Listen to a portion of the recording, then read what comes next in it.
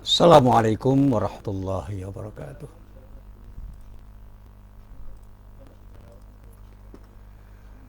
Alhamdulillah Rabbil Alamin. Wassalatu wassalamu ala khatamil anbiya'i wal mursalin.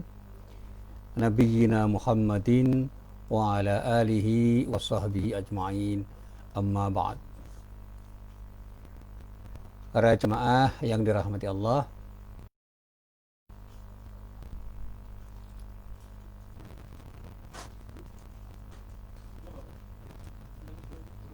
Alhamdulillah pada sore hari ini kita bisa bertemu, dan mudah-mudahan pertemuan ini benar pertemuan Subhanahu wa taala. Pertemuan petang hari ini saya akan mengatakan tentang sebuah hadis yang diriwayatkan oleh Imam Bukhari dari sahabat Abu Hurairah. Itu hadis yang berkisah tentang bagaimana Rasulullah menyatakan bahwa tangan di atas itu lebih baik daripada tangan di bawah.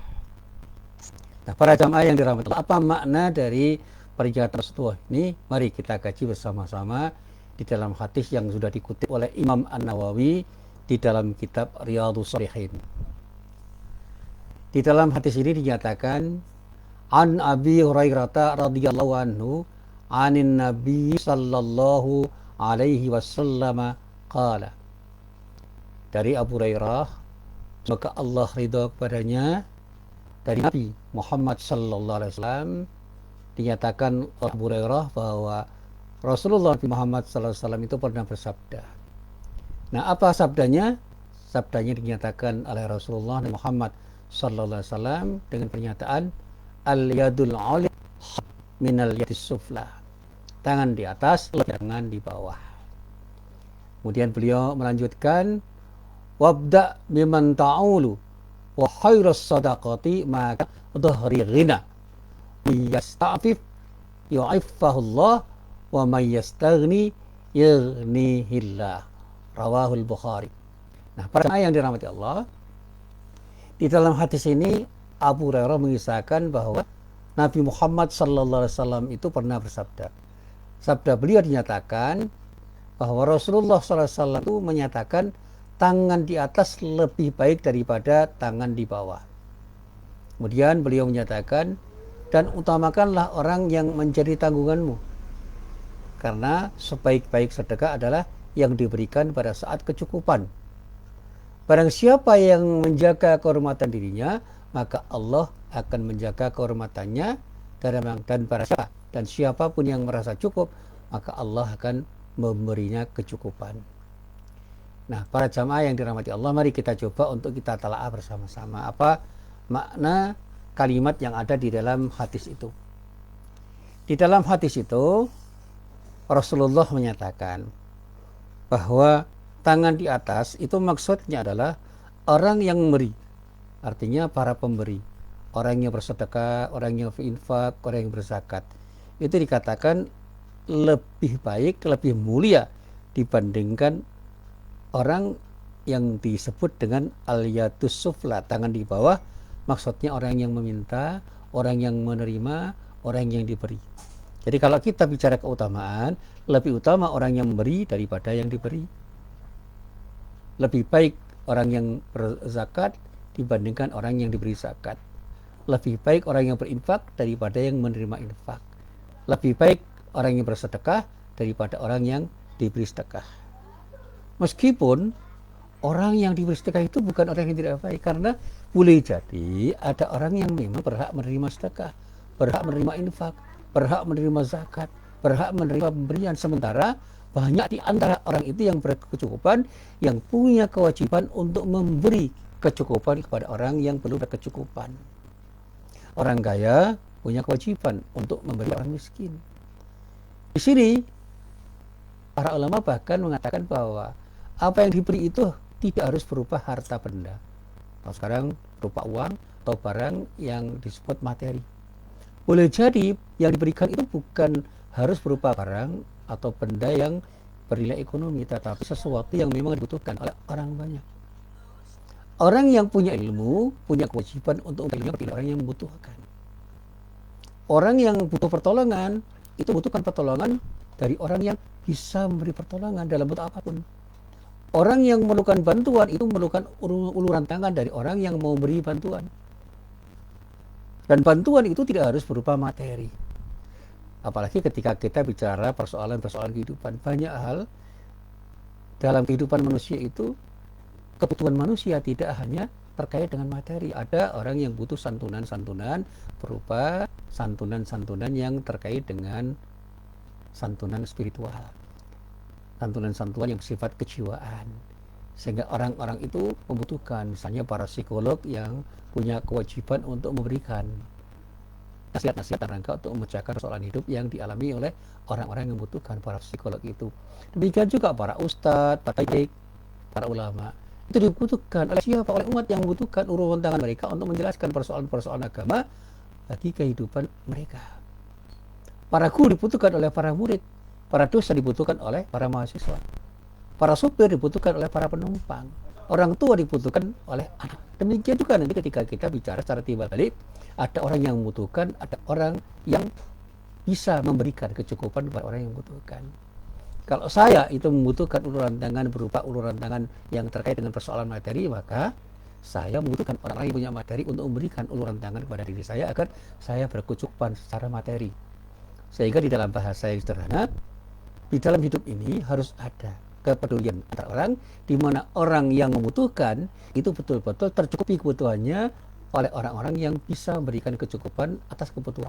Nah, terkait dengan persoalan itu, kemudian Rasulullah mengatakan tangan di atas itu lebih baik daripada tangan di bawah. Artinya orang yang berkecukupan itu lebih baik pada persoalan kehidupan dibandingkan orang yang tidak berkecukupan ketika mereka mau memberikan sesuatu yang dibutuhkan oleh orang yang belum berkecukupan.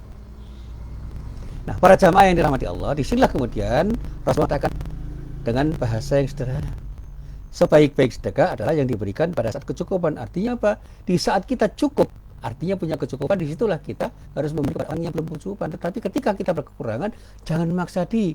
Karena boleh jadi apa yang kita berikan itu justru membuat kita semakin kesulitan dengan ketidakcukupan kita yang kita alami. Nah, kita berada dalam situasi kebutuhan yang mendesak. Kita punya kebutuhan primer. Dan pada saatnya ada orang yang juga memerlukan kebutuhan primernya. Apa yang bisa kita bagi pada orang-orang lain yang membutuhkan kebutuhan primer seperti apa yang kita butuhkan. Jangan sampai semua diberikan kepada orang lain, sehingga kita bahkan akan tidak mendapatkan sesuatu yang terkait dengan kebutuhan primer kita. Tetapi ketika kita itu punya kebutuhan primer yang sudah tercukupi, kemudian ada kebutuhan sekunder dan kebutuhan tersier yang boleh jadi kita butuhkan untuk mencukupi kehidupan kita, sementara di samping kita, di tengah kehidupan kita ada orang-orang yang punya kebutuhan primer yang belum tercukupi. Lebih baik kebutuhan sekunder dan kebutuhan tersier itu kita share, kita bagi kepada orang-orang yang lebih membutuhkan. Satu contoh misalnya, saya butuh makan. Saya sudah makan satu piring nasi dengan lauk yang secukupnya. Saya masih punya kelebihan satu piring nasi lagi yang bisa saya gunakan untuk menambah sesuatu yang saya butuhkan. Tapi tetangga kita itu ternyata ada yang membutuhkan makan dan dia belum makan. Maka sepiring yang bisa menambah kita makan itu lebih baik kita berikan kepada orang lain, karena kita sudah cukup makan dengan satu piring nasi dan lauk yang cukup untuk kita makan pada saat itu. Jadi kalau kita punya dua piring nasi, kita makan sepiring, yang sepiring kita berikan kepada orang yang lebih membutuhkan daripada diri kita. Akan saya pernah dapat cerita, satu saat ada seorang pegawai negeri itu yang mendapatkan keberuntungan, dia mendapatkan perumahan, jatah perumahan dari pemerintah. Tetapi pada saat yang sama ada karyawan lain, teman dia, yang sangat butuh karena dia sama sekali belum punya rumah. Sementara dia yang diberi rumah oleh pemerintah karena mendapat jatah itu sudah punya rumah. Sehingga meskipun dia itu berhak untuk mendapati perumahan yang diberikan, lebih baik perumahan diberikan kepada kepala dinasnya, ternyata diperbolehkan rumah yang diberikan kepada dirinya itu bisa diberikan kepada temannya yang lebih berhak, sehingga temannya yang lebih berhak itu berhak menempati rumah yang sebenarnya jadi hak dirinya. Karena apa? Karena ada kebutuhan primer dari temannya dibandingkan kebutuhan dia yang bersifat sekunder itu lebih penting. Disinilah kemudian kita harus bisa mencari skala prioritas. Apa yang perlu kita butuh, apa yang kita perlukan, apa yang perlu kita butuhkan, sementara juga kita harus melihat apa yang dibutuhkan oleh orang lain. Dan ketika kita membutuhkan sesuatu dan kita sudah cukup untuk memenuhi kebutuhan kita, sementara ada orang lain yang butuh sesuatu di mana kita punya kelebihan, hendaknya kita punya kesadaran untuk berbagi dengan kelebihan yang kita miliki itu untuk kita berikan kepada orang lain yang membutuhkan. Disinilah kita dipandang oleh Rasulullah sebagai orang yang lebih baik dibandingkan orang yang kita beri. Nah, selanjutnya Rasulullah mengatakan, siapa yang berhormatan dirinya, maka Allah akan menjaga kehormatannya. Siapa itu? Yaitu orang yang tidak meminta-minta. Meskipun dia butuh, dia tidak mau meminta. Dan dia berusaha dengan sekuat kemampuannya untuk mendapatkan sesuatu yang dibutuhkan. Dia tidak mau mengemis, dia tidak mau meminta belas kasihan dari orang, meskipun dia bisa. Tetapi ketika dia yakin bahwa dia masih mampu untuk mencari sesuatu untuk mencukupi kebutuhan hidupnya, maka dia mengatakan lebih baik saya bersusah payah untuk mencukupi kebutuhan hidup saya ketimbang saya harus meminta belas kasihan dari orang lain. Ini orang yang disebut punya sikap alfah, merasa berkecukupan sehingga dia tidak mau meminta ke orang lain, dan orang itu yang disebut oleh Rasulullah sebagai orang yang menjaga kehormatan dirinya, dan insya Allah dia akan dijaga oleh Allah dengan kehormatan dirinya yang pada saatnya memang akan dijaga oleh Allah sebagai akibat dari sikap ifahnya itu. Dan selanjutnya di akhir kalimatnya Rasulullah mengatakan, dan barang siapa yang merasa cukup maka Allah akan memberikan kecukupan. Artinya apa?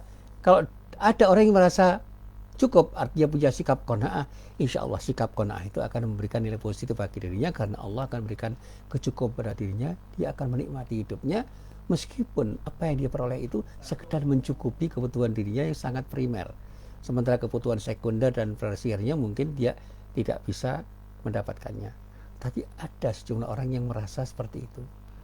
Saya punya tetangga yang orang miskin menurut pandangan orang banyak, tetapi dia tidak pernah mau minta-minta.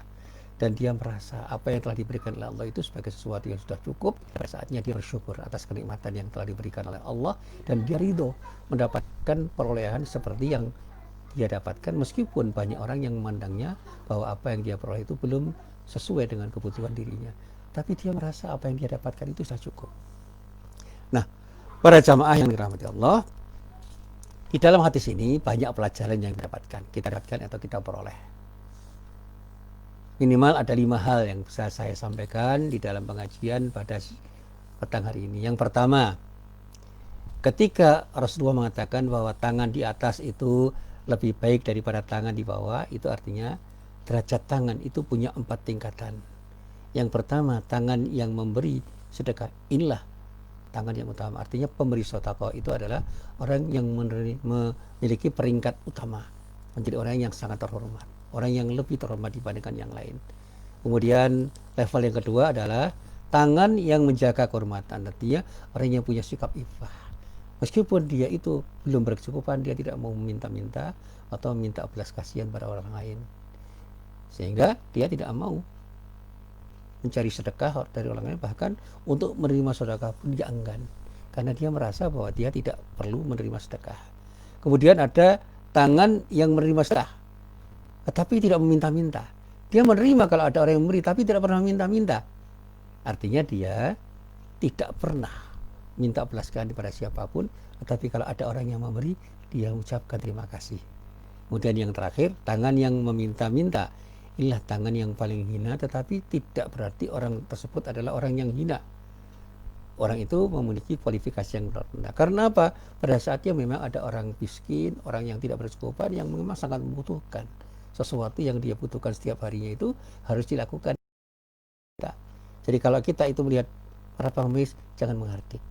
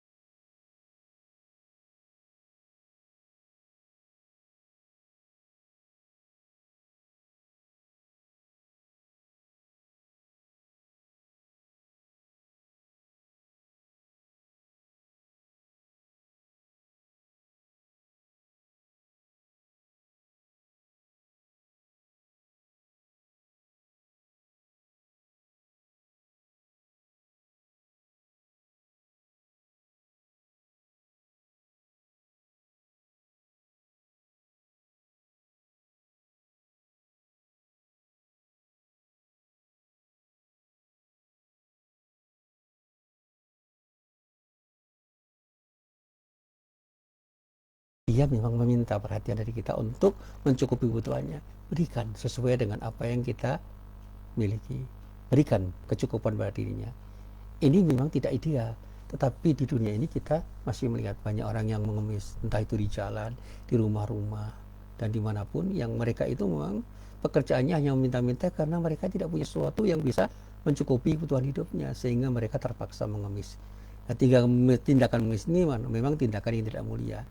Bagi orang Islam yang sadar bahwa tindakan itu bukan tindakan mulia, maka orang akan segera meninggalkan profesinya sebagai pengemis dan cenderung dia akan berusaha untuk mendapatkan sesuatu yang dibutuhkan dengan kerja keras supaya dia mendapatkan kecukupan yang dia perlukan dalam rangka untuk memberikan kecukupan pada dirinya dengan pekerjaan apapun yang halal.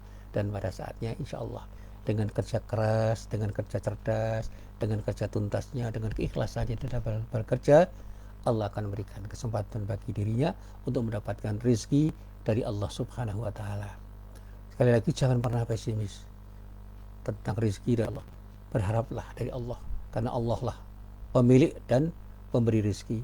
Asal kita mau bekerja dengan ikhtiar kita dan kita permohon kepada Allah dengan harapan mudah-mudahan Allah memberikan jalan yang terbaik untuk mendapatkan rezeki, dan sekaligus kemudian bertawakal kepada Allah.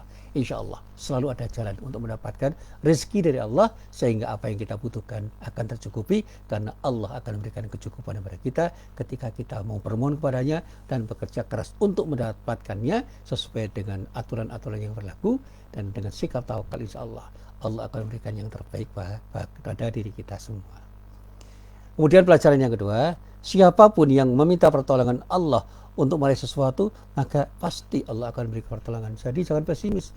Berdoa kepada Allah, minta tolonglah kepada Allah. Allah pasti akan nolong, dan ini janji Allah. Allah akan nolong siapapun hambanya yang mohon pertolongan kepadanya. Kemudian yang ketiga, bahwa sifat aifah, menjaga kehormatan diri, dan qanaah, merasa cukup dengan apa yang ada, itu termasuk sifat utama bagi seorang mukmin yang saleh.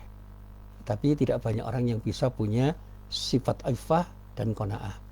Sifat yang melekat berupa aifah, yaitu orang yang selalu menjaga kehormatan diri, dan qanaah, sifat orang yang melekat yang kemudian dirinya merasa cukup dengan apa yang dia peroleh.